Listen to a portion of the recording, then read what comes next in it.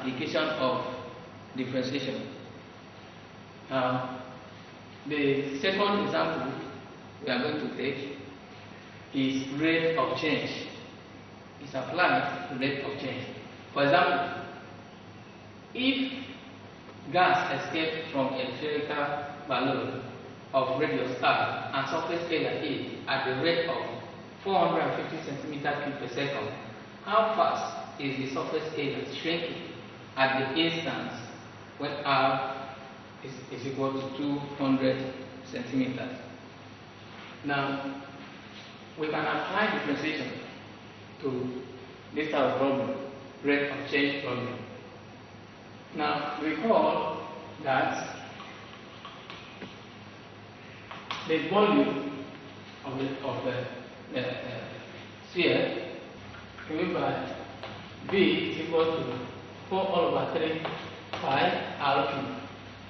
And then the surface area A, or let me use S, surface area, is given by 4 pi r squared. Now here, the V all over the R, the V, the R, will give us 4 pi, you know how? 3 times 4 is 12, divided by 3, and 4. 4 pi r squared. Call this equation 1.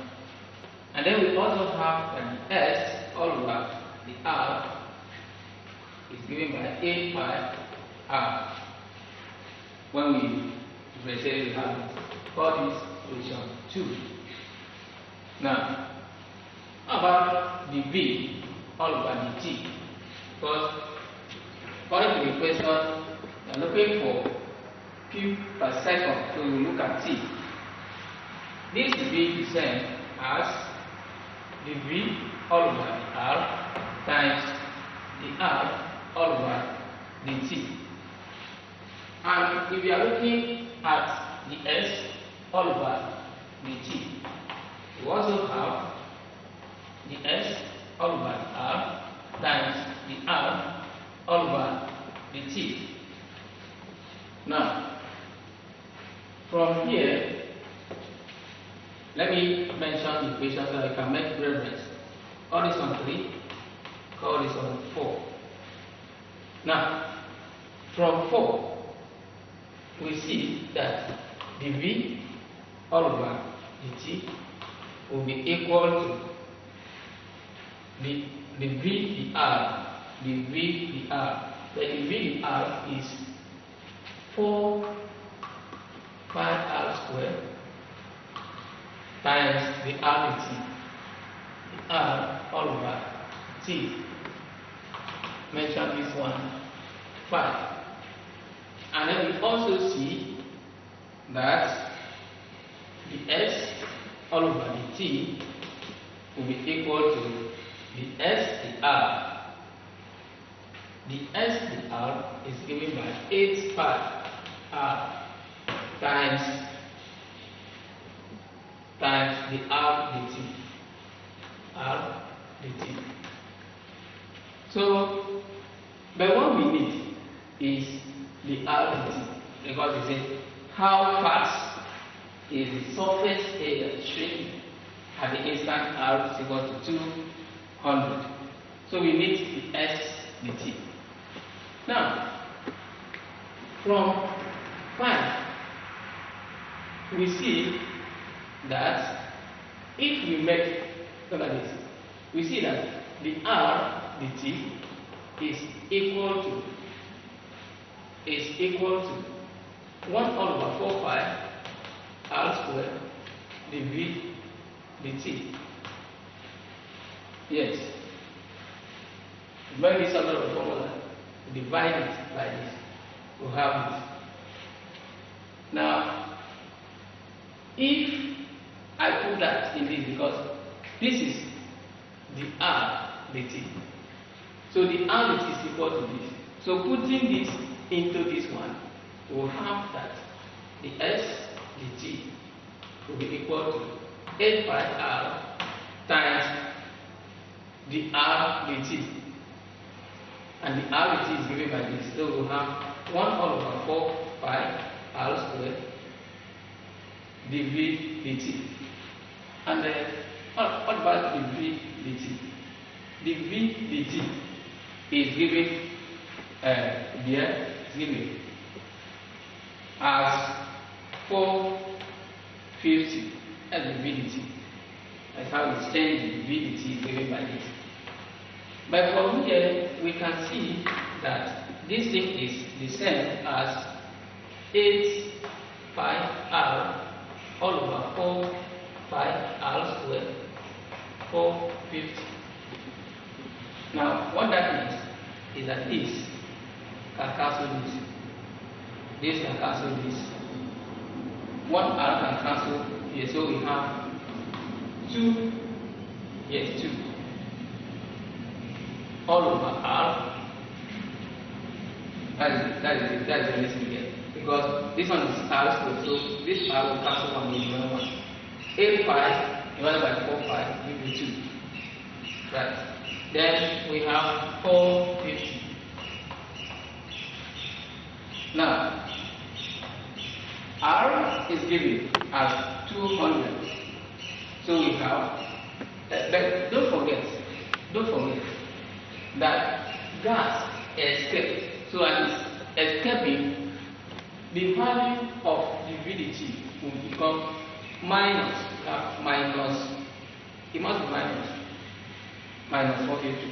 So we have here minus 450.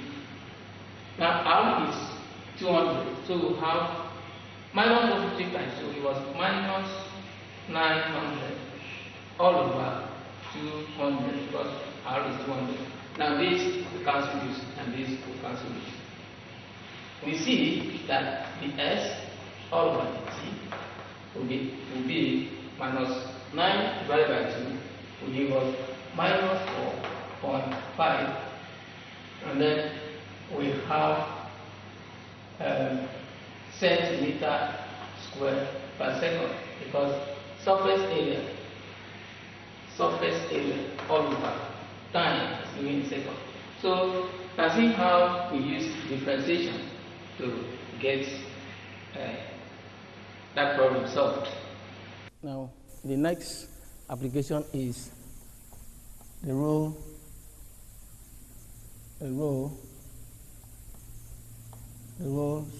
theorem.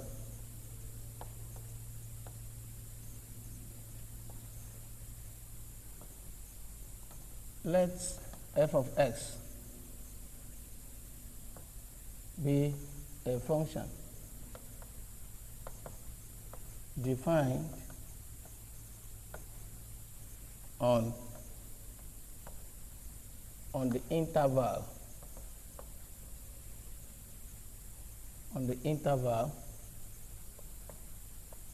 AB. Now, if f of x is 1, continuous on the closed interval AB,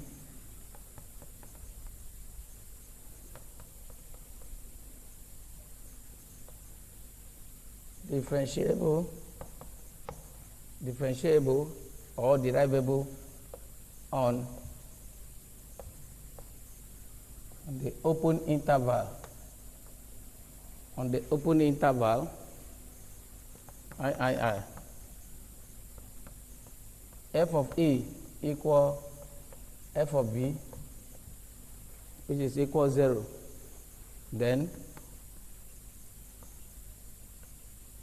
there exists at least 1 point epsilon elements of AB such that f prime of epsilon will be equal 0. Now, this is the Rolle's theorem.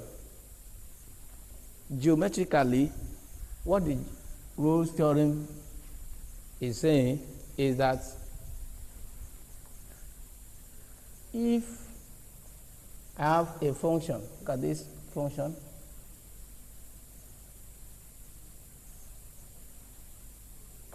between a equal x and x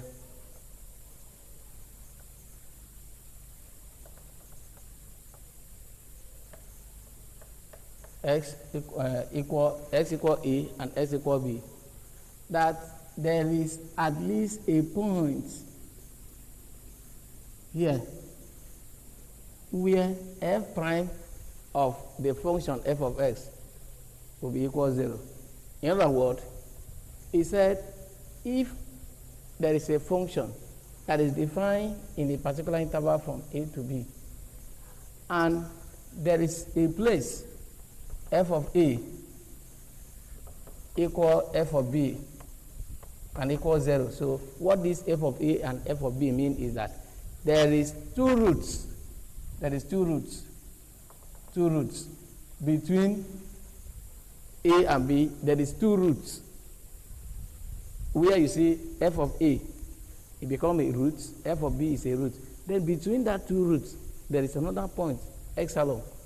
So that if you differentiate the function, then the function will be parallel to the x-axis. It will be parallel. There will be a tangent line. See, look at it here. So at a point like this, you have epsilon. So that is what the Rolle's theorem is trying to state. Now, after that, we now look at the mean value theorem. The mean value theorem.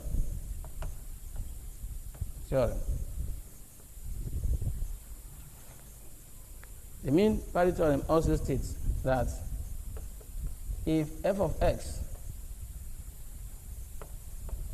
is a function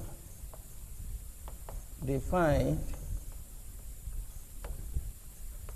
on the interval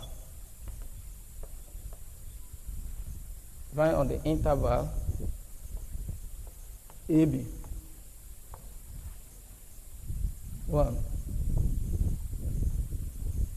such that 1 f of x is continuous on the closed interval AB. 2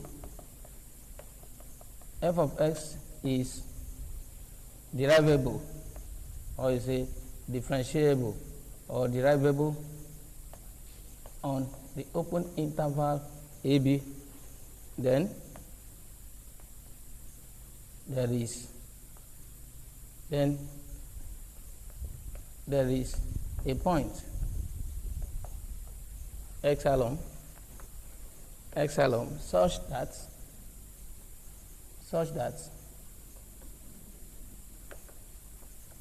f prime of epsilon will be f of b minus f of a over b minus a.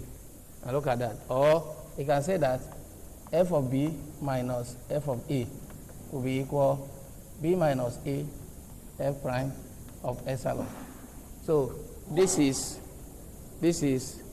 the mean value theorem. Now, what is the mean value theorem saying geometrically? But before we go to the geometrical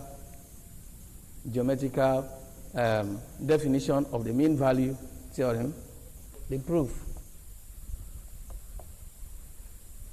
Now, we'll let f of x be the third order determinants, f of x, f of a, f of b. Then we have x, e, b, 1, 1, 1. We define f of x by this. So, replacing x equal a, we have that f of e will be equal f of a, f of a, f of a, f of b, a, b. Now, by properties of determinants, we have seen that f of a equals 0. By property of determinants, you know, the two columns are identical, and we know that is one of the properties of determinant, that when the two columns or two rows are equal, then the third order determinants must be 0. Right, so that means that f of a equals 0. Also, substituting x equal b, we have f of b will be f of b, f of a, f of b, then b, a, b, 1, 1. Notice again that these two columns are identical, so which shows that f of b is also 0. It shows that the f of b is also 0. So, but if I go back to this a, where I have that f of x is equal f of x, f of a, f of b, then x, a, b. Using Laplace expansion of these step order determinants, I know that f of x will be equal f of x. If you pick this, ignore here and here, this time this will give you a minus b minus f of a. Then if you ignore here and here, we ignore here and here, I will have x minus b plus f of b. Then if I ignore here and here, I will have x minus a. Okay. That is, pick this first one, ignore here and here. This time this is a. If you go this way, minus b minus f of a. Then if you ignore here and here, this time this will be x minus b plus f of b. Then you will ignore here and here. This time this is x minus a. Okay. So differentiating,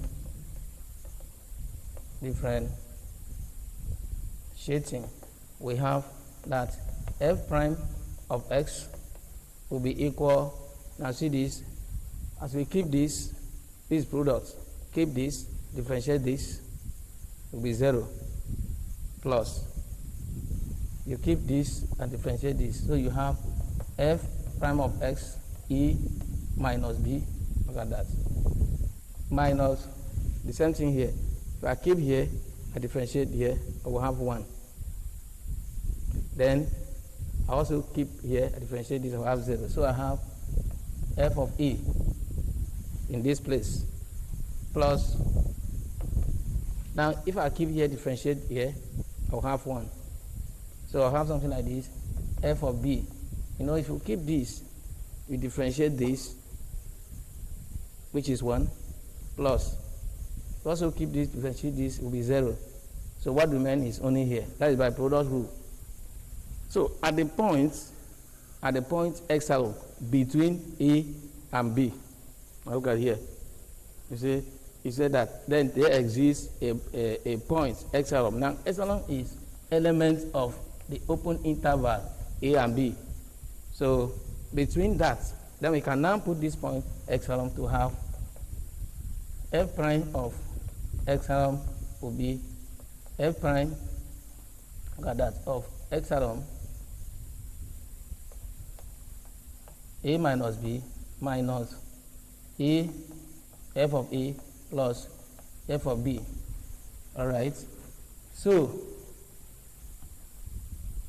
when f prime of epsilon becomes 0, because f prime of 0, f prime of epsilon will approach 0 according to Rolle's theorem, then we will have something like this, that 0 will be equal f prime of epsilon, then I have a minus b Then here will give me minus f of a, that minus f of b. Why do I say minus here? Because this time this give me minus f of a, then this time this give me plus.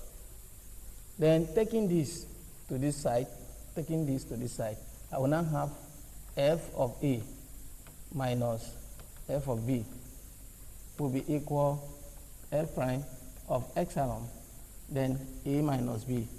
Notice that. So that dividing both sides by f prime of epsilon, I will have that f prime of epsilon will be equal f of a minus f of b over a minus b, or f prime of epsilon will be equal f of b minus f of a over b minus a. So we now arrive at the mean value theorem. Right. Let us look at the application of the mean value theorem or the Rolle's theorem, because the mean value theorem is generated from the Rolle's theorem. So, but before we do that, we'll look at the geometric interpretation of the mean value theorem, what the mean value really says. We are looking at the geometric interpretation of the mean value theorem. Now, the mean value theorem states that if we have a function of this form and there is a point here, say point A, say another point, point B, where we have A, f of A as a point, we have another one, B, then f of B, 2 points, and there is a line from here to here joining A to B. Of course, at this point, will correspond to A. At this interval, A and B, in the x-axis. So the mean value theorem states that there is another point, there will be another point, which the tangent to this curve will be parallel to the line. The tangent is this line. There is a point where you have epsilon and f of epsilon, somewhere here, in which this tangent to this curve will be parallel to the chord AB. And look at this chord. So that is what the mean value theorem is trying to say, that between these 2 points, between this line segment, there will be a point where these tangents will be parallel to the chord. So we are going to look at example and how useful these theorems are to us. So let's take the example. Now we look at this example. Show that the function f of x equal x squared plus 2x minus 1 in the interval, the closed interval minus 2 and 0, satisfies the Rolle's theorem. Find the point epsilon, element of this open interval, where f prime of epsilon equals 0. So now you know that this is a function. So by Rolle's theorem, we want to see whether this function, if it is continuous in a particular interval and has two roots, whether at the middle, that is between this place that there are two roots, whether there will be a point where the tangent line will be parallel to the x-axis. Apart from that, how do we know the point? You can see that Rolle's theorem will help us to know the particular place that the tangent lines will be parallel to the x-axis. And then we do that by taking the solution. Now, f of x equal x squared plus 2x minus 1. Now, f of, in the interval, see the interval minus 2 and 0.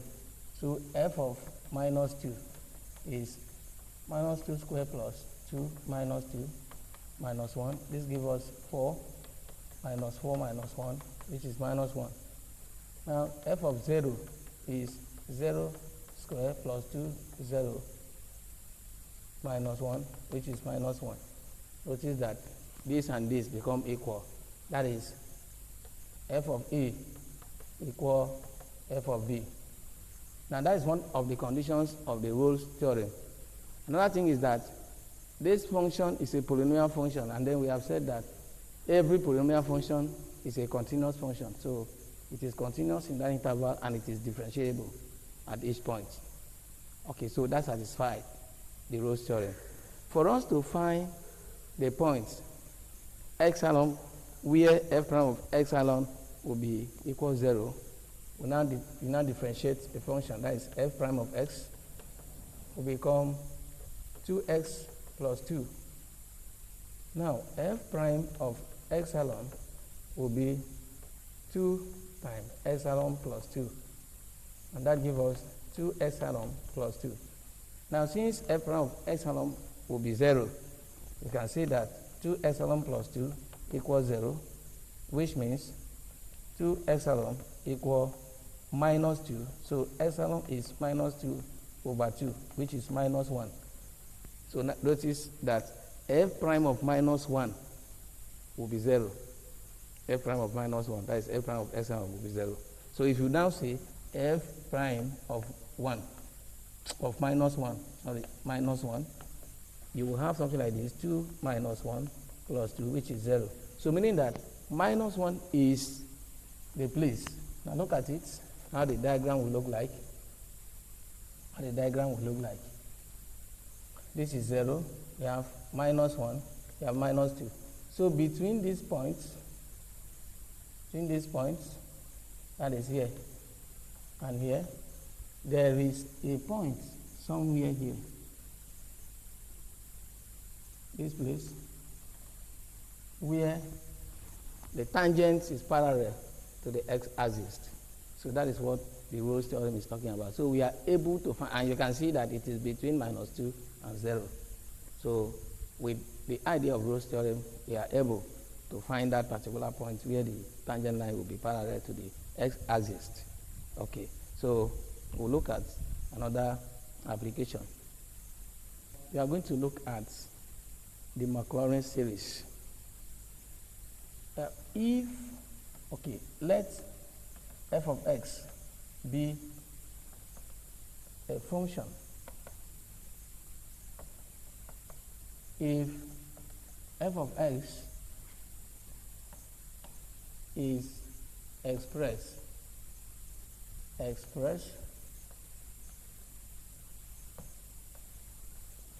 in the form f of x equal a sub 0 a1x plus a2x squared plus a3x cubed plus a4 x raised to the power 4 plus a5 x raised to the power 5 plus, then f of x is said to be expressed in power series.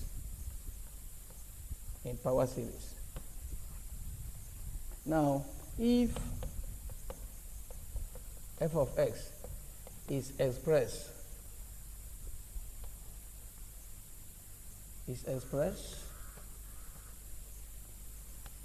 in power series up to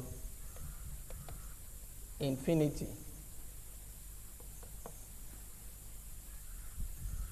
then we'll have infinite series. So if it expressed in power series up to infinity about x equals 0, about a point x equals 0, so we have the Maclaurin series. The Maclaurin series, which is of the form of the form, it is of the form f of x equal f of o plus f prime of o x plus s square over 2 factorial, okay, like here, can write like this, x f prime of o, still the same. So here is f prime prime of o plus s cubed over 3 factorial f prime prime prime of o plus, so it continues like this. So this is what we call the Macron series. Now proof, let's look at the proof. We have said that f of x for any function f of x could be expressed as a power series in the form, if it is written in the form a2x squared plus a3x cubed plus a4 x raised to the power 4 plus a5 x raised to the power 5 plus, and so on. So here, if I substitute x equals 0, I will have f of 0 equal a substitute o, then a1 times 0, a2 0 square, a3 0 cube, a4 0 4, a5 0 5, and so on. And we see that all these will be 0. So s of o is equal f of o. Now, if we differentiating 1, see this place is 1. If I differentiate there, I will have f prime of x will be equal a1, because this is 0, so a1 plus 2a2x plus 3a3x squared plus 4a4x cubed plus 5a5x raised to the power 4 plus, we continue like that. That is 2. Then if I substitute x equals 0, I will then have f prime of 0 to be equal a1 plus 2 a2 times 0 plus 3 a3 0 square plus 4 a4 0 cube plus 5 a5 0 raised to the power 4, and so on. So that gives me the whole of this becomes 0. So this gives me that a1 equal f prime of 0. Then if I now differentiate again, differentiating 2, this 2 here, I will have f prime prime of x. It will be equal to a2 plus 3 times 2 now a3 x plus 4 times 3 a4 x squared plus 5 times 4 a5 x cubed, and so on. So that becomes position 3. Now substitute x equals 0. I will have f prime prime of 0 will be equal to a2 plus 3 times 2 a3 times 0 plus 4 times 3 a4 0 square plus 5 times 4 a5 0 cube. So the whole of this becomes 0. Now I now see that 2a2 will be equal f prime prime of 0, which implies that a2 equal f prime prime of 0 over 2. Now this over 2, I can call it over 2 factorial. 2 is the same with 2 factorial. All right. Then if I differentiating 3, this place, I will have f prime prime prime of x will be equal, look at this, 3 times 2 times 1. A3. A3 plus 4 times 3 times 2. A4x plus 5 times 4 times 3 x2 and so on. So this becomes 4. Now, substituting x equals 0, we have f prime prime prime of 0 will be equal 3 times 2 times 1, a3. Now, notice that there, it implies that because the whole of this, now see, the whole of this will become 0, you put 0. So it implies that a3 equal f prime prime prime of 0 over 3. Now, if we differentiate again, this a3, we need a4 and a5. Differentiating this 4, we will have f iv of x. Then this is 0 because it's a constant. Then this will give us 4 times 3 times 2, f4, plus 5 times 4 times 3 times 2, x. This is 5. Now, substitute x equals 0. We'll have fv of 0 is 4 times 3 times 2, a4. Now, the whole of this will be 0. So I put 0 here. So which implies that a4 equal f prime v, f iv of 0 over, now see this, 4 factorial. 4 factorial. This is 3 factorial. Because 4 times 3 times 2 times 1 is 4 factorial. 3 times 2 times 1, 3 factorial. Alright? So, now, if I differentiate again, the last one, differentiating 5, I will have fv x will be equal 5 times 4 times 3 times 2. So, if you substitute x equals 0, 2a5 x.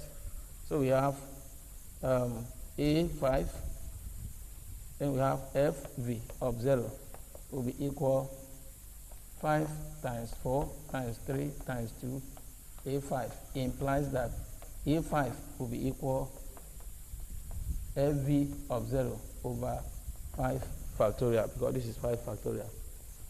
And if you collect all the values of a1, a2, a3, a4, a5 into f of x, now see, f of x is a subscript 0 plus a1x plus a2x squared plus a3x cubed plus a4x raised to power 4 plus a5x raised to power 5, and continue in that way.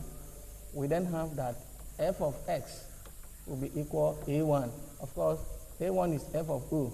That is the value of a subscript o. A subscript o, we have something like that here. A subscript o equal f of o. Now, a subscript 1 is s prime of 1. That is this one. So we can say plus x f prime of 0. A2. Yes, we have a2 here. F prime prime of 0 over 2 factorial. So here give us x square f prime prime of 0 over 2 factorial. Okay, plus a3. Now see a3 here. So we have s cubed f prime prime prime of 0 over 3 factorial. Then plus a4. A4 will give us x raised to power 4 f prime v of 0 over 4 factorial plus x raised to power 5 f v of 0 over 5 factorial plus, and I continue. Now, this is the Maclaurin series. So we can be able to see the proof of the Maclaurin series, how it works. We are looking at the application problem. Now, expand sine x in power series about x equals 0. Now, I've told you that anytime we expand about x equals 0, then we are going to get the Maclaurin series. So look at the solution. First, we express sine x in the form s of o plus a1x plus a2x squared plus a3x cubed plus a4 x raised to the power 4 and so on. So now if we substitute x equals 0, we have that sine 0 equal s of 0 plus a1 0 plus a2 0 square plus a3 0 cube plus a4 0 raised to the power 4 and so on. Then we now see that sine 0 is 0, then s of 0. Now the whole of this is 0, so that implies that s of 0 equals 0. Then we are going to differentiate.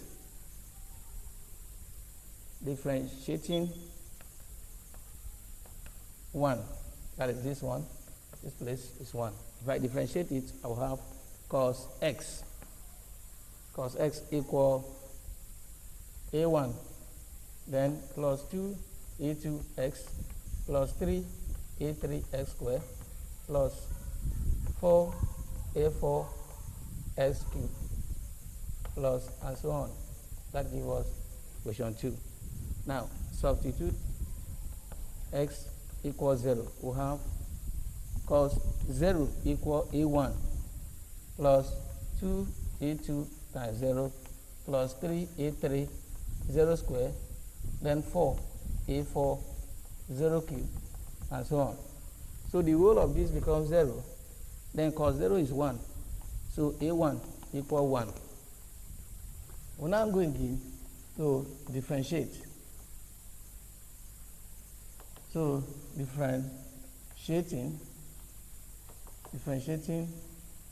2, this place, we have minus sine x equal 2a2 plus 3 times 2 a3x plus 4 times 3 a4 x squared and so on. So that if you substitute x equals 0, you have minus sine 0 equal 2a2 plus 3 times 2 a3 times 0 plus 4 times 3 a4 then 0 square and so on. Now the whole of this becomes 0, so that sine 0 is 0. Okay, so we have 0 equal 2a2, which implies that a2 equals 0 over 2, which is 0. Now we can differentiate again. Differentiating 3. Now this is 3. You differentiate that place, we'll have minus cos x, which is equal 3 times 2 a3 plus 4 times 3 times 2 a4 x and so on. So substitute x equals 0, we have minus cos 0 equal 3 times 2 a2 plus 4 times 3 times 2 times a4 times 0 and so on. So this is 4. Yes, so as we substitute that, we have this. This gives minus 1, because cos 0 minus cos 0 is minus 1. Is, you see, this is 3 factorial a2, and that implies that a3. So that implies that a3 equal minus 1 over 3 factorial. Good. So I'm going to differentiate again. Differentiating 4 is this place.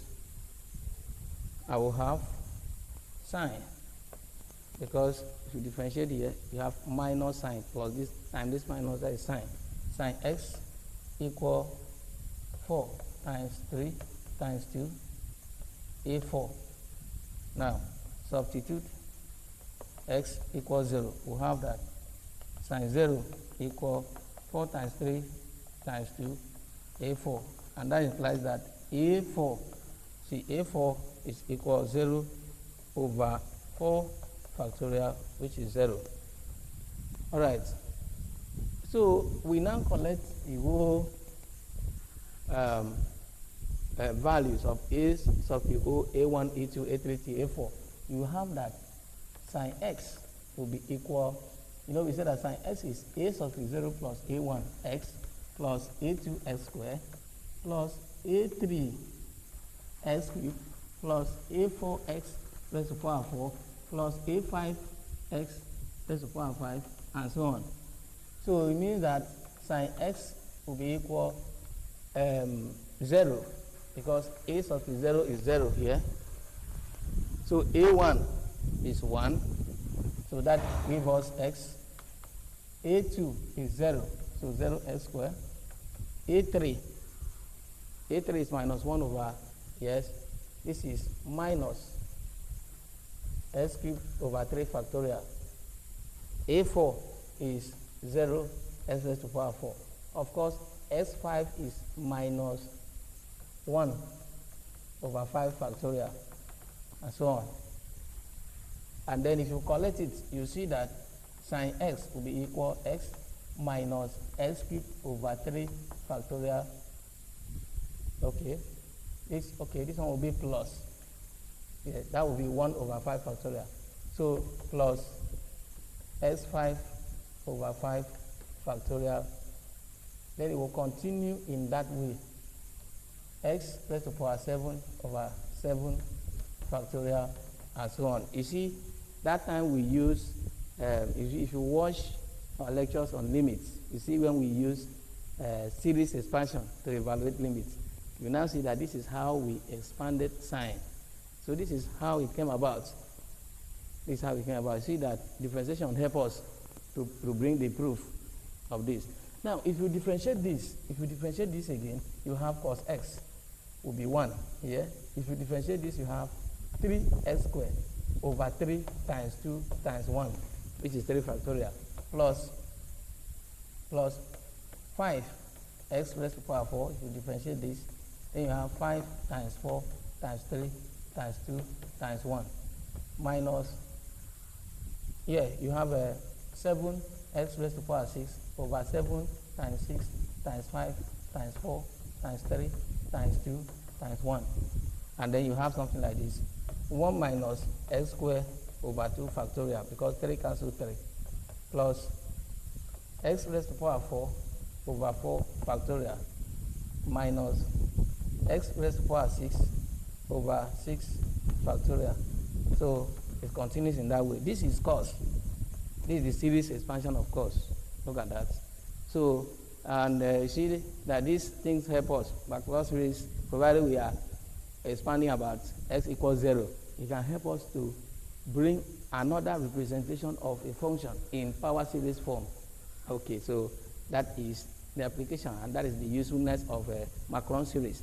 Then we'll go to Taylor series. When we expand about a point A, that is about another point, not at 0, but at any other point. The next application is Taylor series. Taylor series of function of one variable.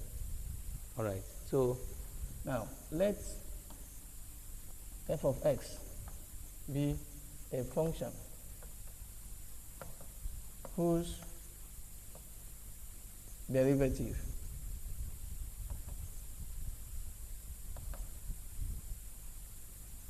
exists everywhere and continuous on the interval AB, then there exists at least one point x equal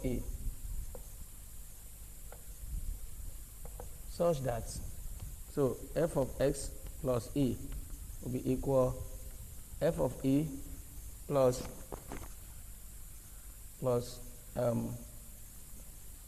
f prime of e, then x minus e plus f prime prime of e, x minus e square over 2 factorial plus f prime prime prime of e, then x minus e cube over 3 factorial plus we have f n of e, then x minus e n over n factorial plus and so on. So this one is called the Taylor series. Taylor series expansion. Now this is a Taylor series for function of one variable. So we'll take the application. You know what we are going to do. We are going to represent a function in Taylor series form. That is in a power series form using Taylor series. A function that we want to expand about a point x equal a. Okay. So example is this: expand f of x equal x raised to power 1 about x equal 1 using Taylor series. And this is a function x raised to power 1. We want to represent this function in another form. Okay, so now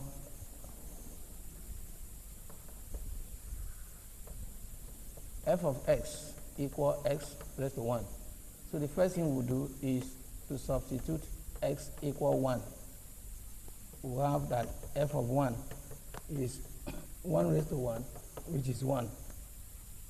Now, the next from Taylor series is f prime of a. So we now say f prime of x will be minus x raised to minus 2. Then f prime of 1 give us minus 1 raised to minus 2. Of course, this will give us minus 1. Now, f prime prime of x will be equal, look at this, 2x raised to minus 3. Now, f prime prime of 1 will be equal to 1 raised to minus 3, which is 2. Because this will be 1, so 2 times 1, 2. Now, f prime prime prime of x will be using this to time this. So we have minus 6x raised to minus 4. So f prime prime prime of 1 become minus 6, 1 raised to minus 4, which is minus 6. Okay, so if we continue in that way, we'll have that f iv of x as the fourth derivative. This is the third derivative. So the fourth derivative will be 24x raised to minus 5. Then f iv of 1 will be 24 times 1 minus raised to power 5, which is 24. So we're now going to represent it now in Taylor series. We recall that f of x plus e is equal f of a plus f prime of a, x minus a plus f prime prime of a, x minus a squared over 2 factorial, then plus f prime prime prime of a, x minus a cubed over 3 factorial plus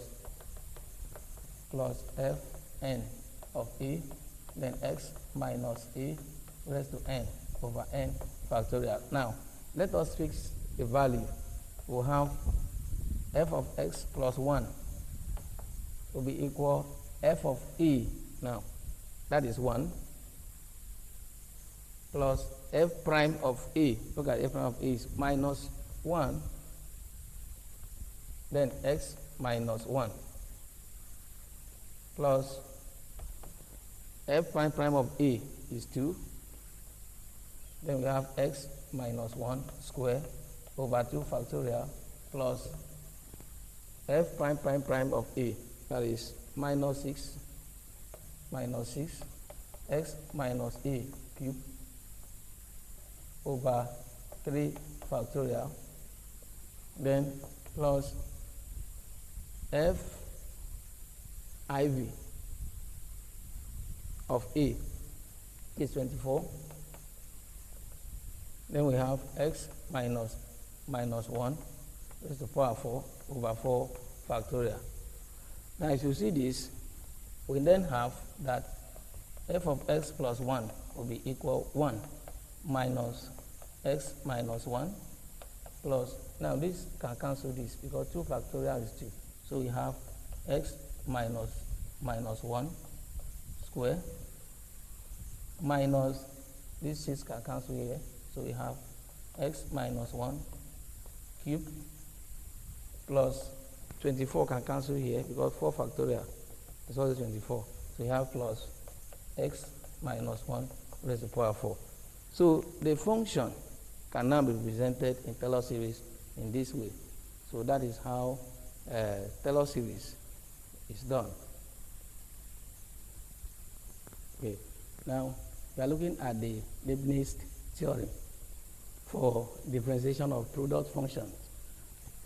Now if y equal uv, where u and v are functions of x, then y prime will be equal u v prime plus v u prime. Now y prime prime will be equal u prime prime v plus 2 u prime v prime plus u then v prime prime. Y prime prime prime will be u prime prime then v plus 3 u prime prime v prime plus 3 u prime v prime prime plus u then v prime prime prime. Now look at that. This is the Leibniz theorem. So in general, if y equal uv, then the nth derivative of y with respect to x is given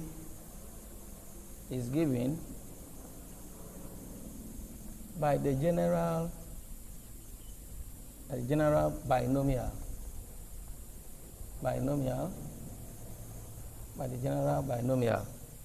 that is u plus v raised to n, which is equal u raised to n v plus n then u raised to n minus 1 v plus n minus 1 over 2 factorial, then u raised to n minus 1 minus 2, v raised to 2 plus n minus 1 n minus 2 over 3 factorial u raised to n minus 3 v raised to 3 plus we have plus n minus 1 n minus 2 till we have n minus r plus 1 over r factorial, then u raised to n minus r and v raised to r. Good. So this is the Leibniz theorem. Now, when we want to look at choice of u and v, because this is for product function when we have y equal uv. So if you are given these two functions, which one do you choose to be u? Which one do you choose to be v? It's a very important fact. So, for instance, now, given that y equal uv, Now, we choose u to be the function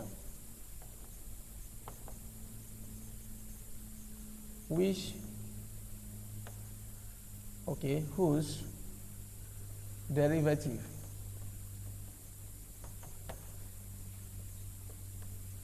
does not have end. Y v is the function whose after sometimes its derivative equal 0. Okay, so see what we are saying. Example, if y equal x raised to the power 3 exponential 2x. Now, use Leibniz theorem to find the third derivative.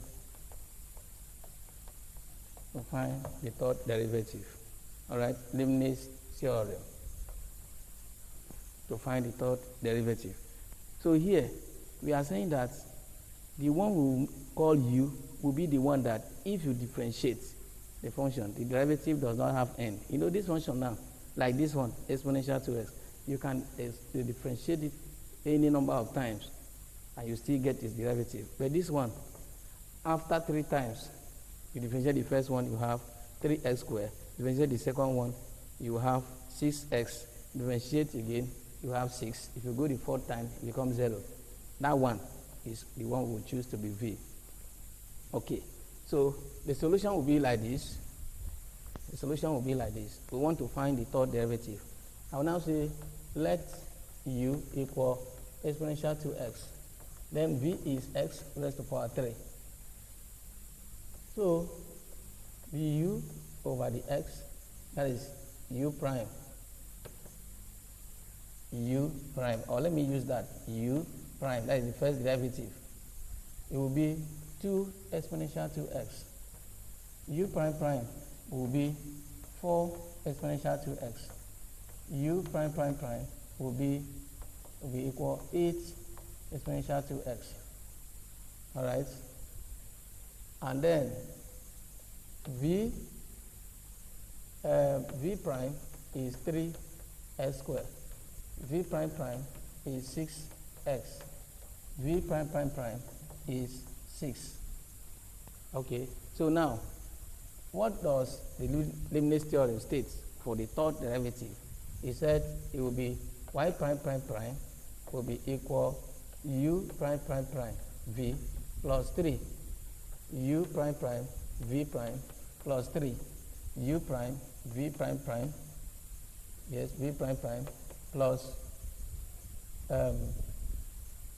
u prime prime, then plus u, then v prime prime prime. That is binomial expansion of any positive number, 3. Okay, so if you look at that and compare to what we have here, you see that we have the third. So what we'll do is that y prime prime prime will be equal, see, this u, which is that 8 exponential 2x, then v is x cubed plus 3. U prime prime is 4 exponential 2x, then v prime is 3x squared plus v prime is 3x squared, yes, plus 3, then u prime is 2 exponential 2x, then v prime prime is 6x plus u is x cubed, then v prime prime prime is 6. If you multiply it out, you have 8x cubed exponential 2x plus, look at this, 12 times 3 give you 36 x squared exponential to x plus this is 6 times this 18. 18 times 2. No, this is 9. Sorry, this is 9. This times 3 times 3 is 9. 9 times 4. 9 times 4 give us 36. Yes, 36. So 3 times 3, 6 times 3 is 18. 18 times 2 also give us 36. So 36 x exponential to x plus 6 x cubed.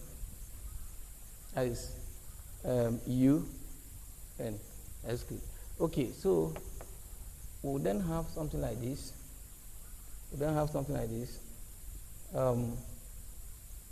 We see that these are different. These ones are also different. But we can group this to be together of exponential to x. Then 8x cubed plus 36x squared exponential to x. Alright, 36x squared plus 36x. Good. Then 6x cubed. That is y prime prime prime. Alright, so that is what the Leibniz theorem helps us do. Good. The next application we are going to look at is velocity and acceleration. We can use differentiation to determine the velocity of a moving particle and acceleration. For instance, look at this question.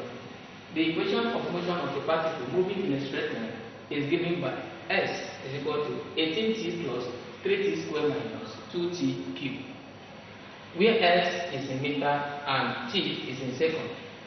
We are asked to find the velocity and acceleration of the particle and the time when the particle reaches its maximum velocity. The maximum velocity of the particle. So let's take the solution. We are given that s is equal to 18t plus 3t squared minus 2t cubed. Now, the first thing, we want to look at the velocity. Now, the velocity of a particle that is given by this type of function is the first derivative. If you differentiate this function the first time, that is equal to the velocity. So, v will be equal to the s all over the t, which is the same as 18 plus 6t minus 6t squared. That is the velocity. Now, acceleration A is equal to the v all over the t. Remember, this is v. V is equal to this. So the v, the t. Remember that acceleration is changed.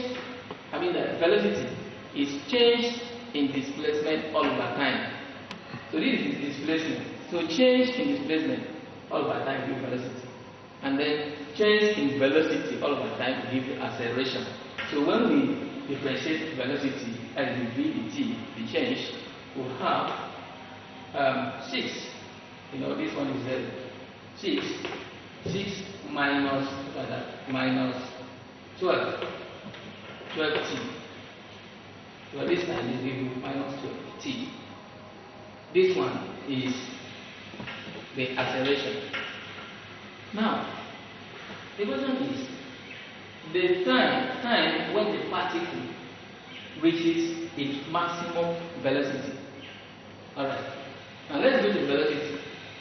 Velocity v is equal to 18 plus 60 minus 6t squared. And we know that at maximum velocity, at maximum height, the velocity is 0. So we have 0 at maximum height. If I draw this thing to a maximum point, it will be a point that I cannot go again. Then it will start to come down. That is maximum point. That place is 0, no velocity again. Then it starts to drop. So 0 will be equal to 18 plus 6t minus minus 6t squared. Now what it means here is that I want to take this one. Let me take this one back so that this minus can go. We have 6t squared minus 6t minus 18 is equal to 0. Now, if I divide this into by 6, I will have t squared minus t minus 3 is equal to 0. Yes, of course, that is what it will be. Now, this is quadratic equation. This is quadratic equation. Two numbers and add to get 1. And we multiply the two numbers to get 3. As if you are using factorization method. So, but without wasting time, let's use quadratic formula. We see that t will be equal to minus b plus or minus square root of b squared minus 4ac all over 2a. We still call this almighty formula. So, if it is so, t will be equal to minus b. That is 1 because b is 1. And that minus times minus or 1 plus or minus square root of b, that is minus 1 squared minus 4 times 1 times minus 3 all over 2. So t will be equal to 1 plus or minus square root of 1 plus 12. 1 plus 12. So because minus 4 times minus 3 equals 12 all over 2, which is the same as 1 plus or minus t will be equal to 1 plus or minus square root of 13 is 3.6 all over 2. Now we are going to take the positive side, that is 1 plus 3.6 give us 4.6 all over 2, that is t. Or taking this side, we have minus 2.6. So t is equal to 2.3 or t is equal to minus 1.3. But t cannot be negative, time cannot be negative, so we conclude that t is equal to 2.3 seconds. That is the time. Then another question was the maximum velocity of the particle. Maximum velocity. So we can go back to this particular point. We shall start to find the maximum velocity. V is equal to 18 plus 6t minus 6t squared. So V is equal to 18 plus 6. Then t is 2.3 minus, so V will be equal to 0.06 meter per second. If you evaluate it, you see it will be 0.06. So that is the maximum velocity. Another application is maximum and minimum. Now, consider this curve here on the plane. Most of the functions that we have, for instance, when a function is raised to power 3, it is a curve. Power 3, power 4, and all that is a curve. So, now, in this curve, we see that at this point A, that the curve is maximum, and then at point B the curve is minimum.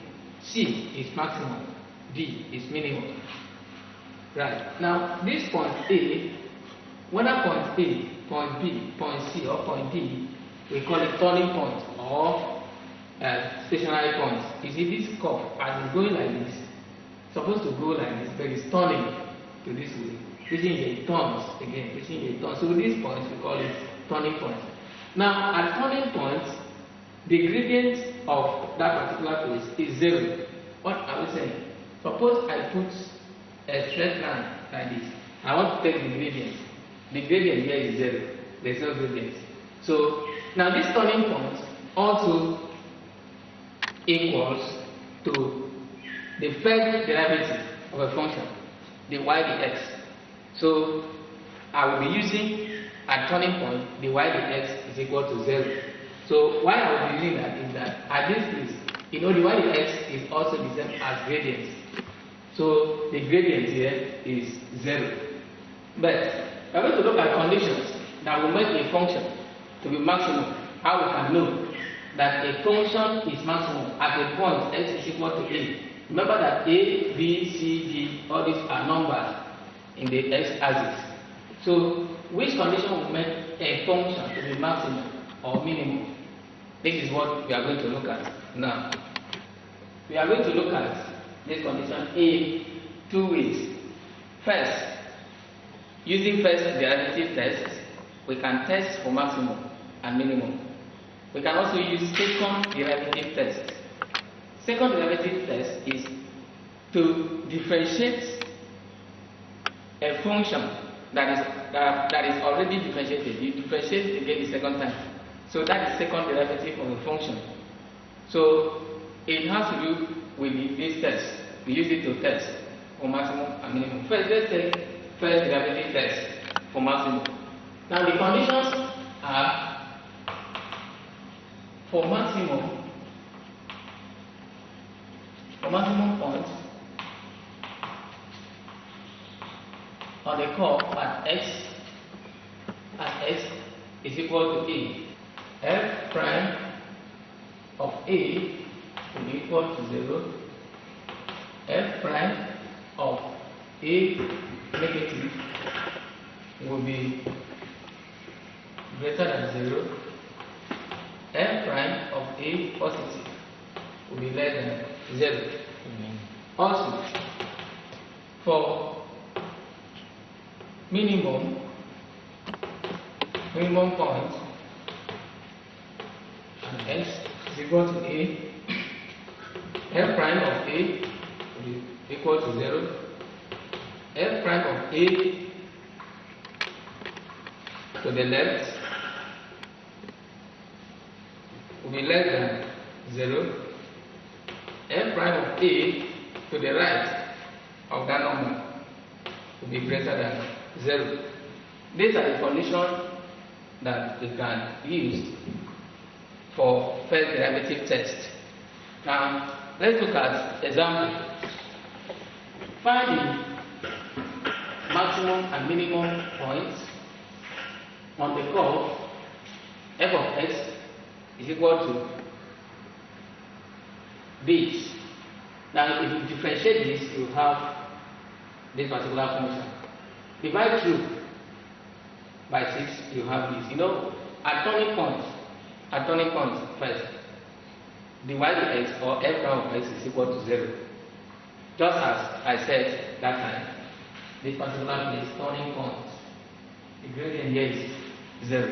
So we equate it to 0. Then if we divide through by 6, you have this. Now, factorize this, you have that x is equal to 1 or x is equal to minus 2.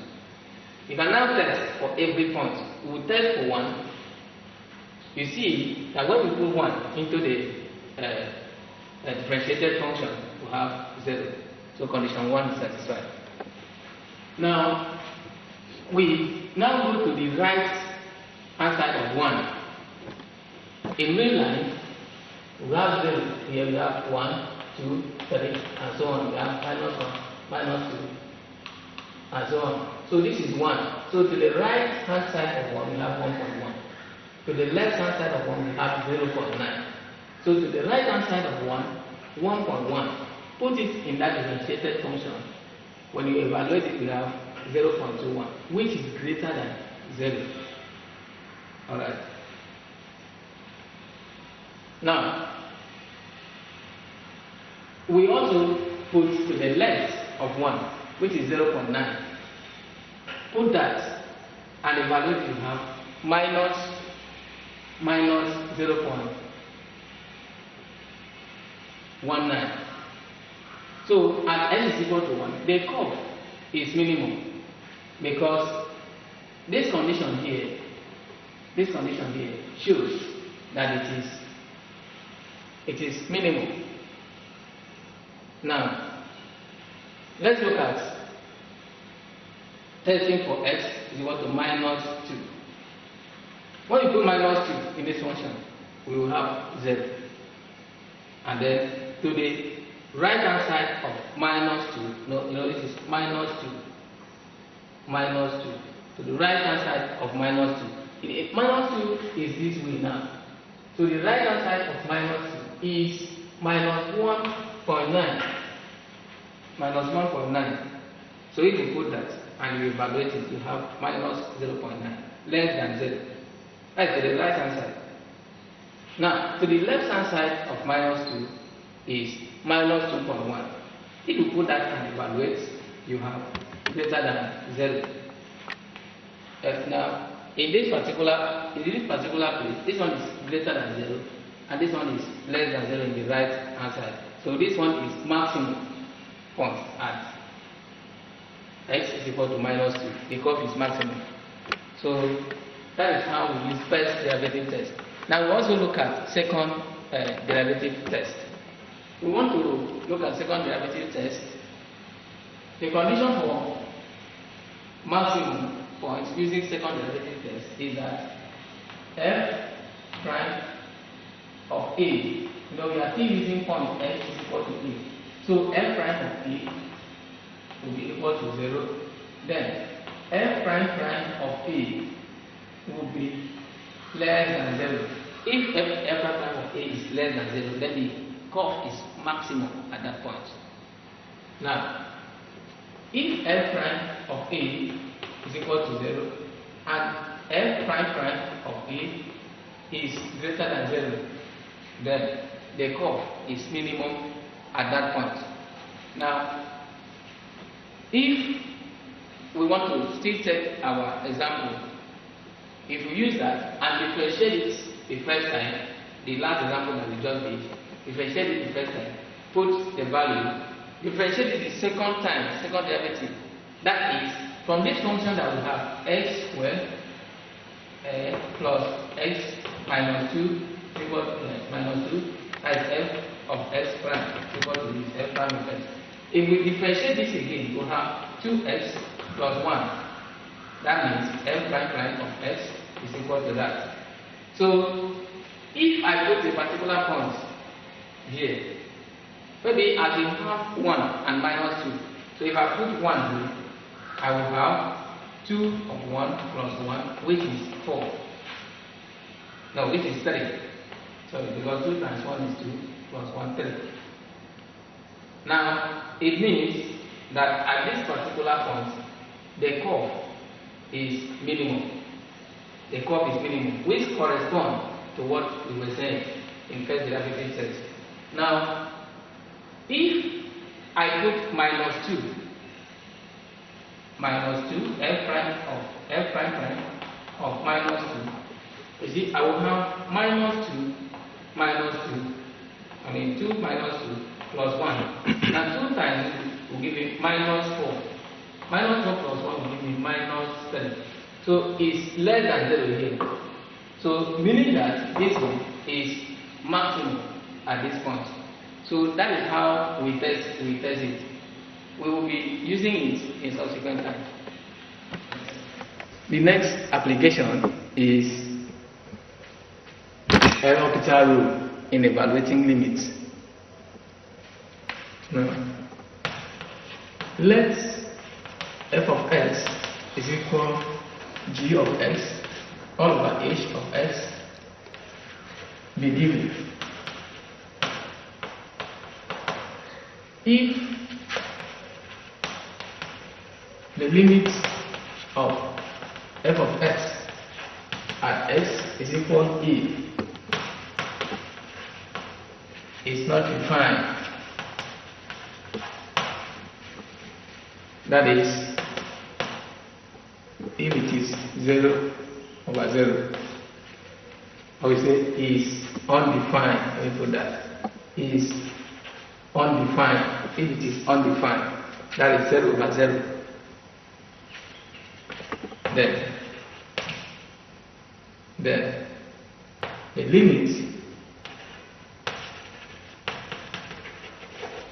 limit of f of x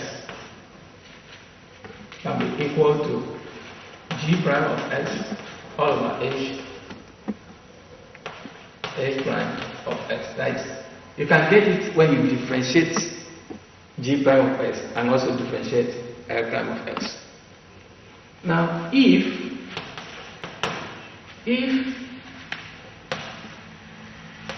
it is still undefined,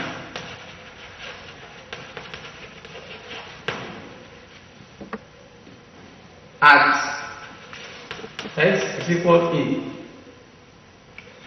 a,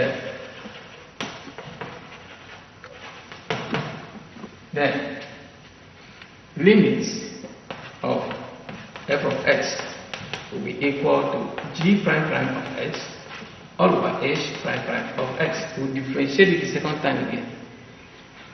Now, it continues like that until we get the limit.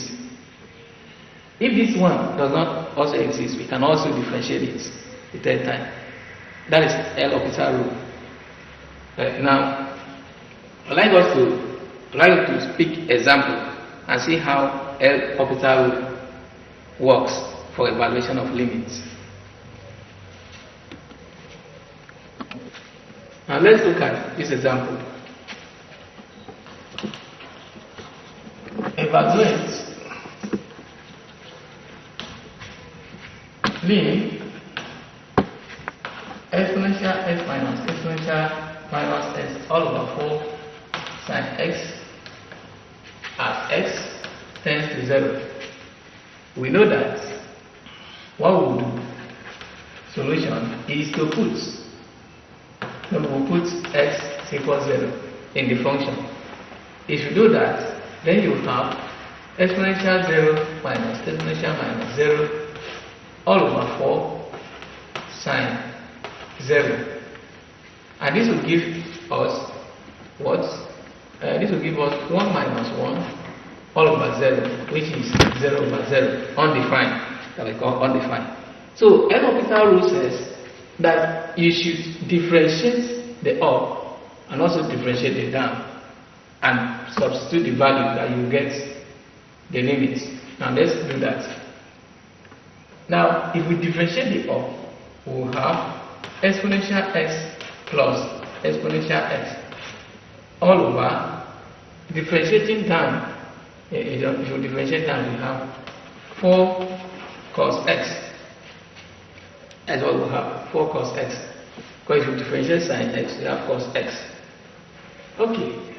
Now, we are going to put x equals 0, which is what x tends to. Then we will have exponential 0 plus exponential 0 all over 4 cos 0. Then this will give us 1 plus 1 all over, of course, cos 0 is 1 all over 4, which is 2 all over 4, and it is 1 all over 2. You see, we have the limit now by differentiating up and the downside. That is L'Hopital rule. So, if there is any limit you take and the limit is undefined, you can use L'Hopital rule to get it.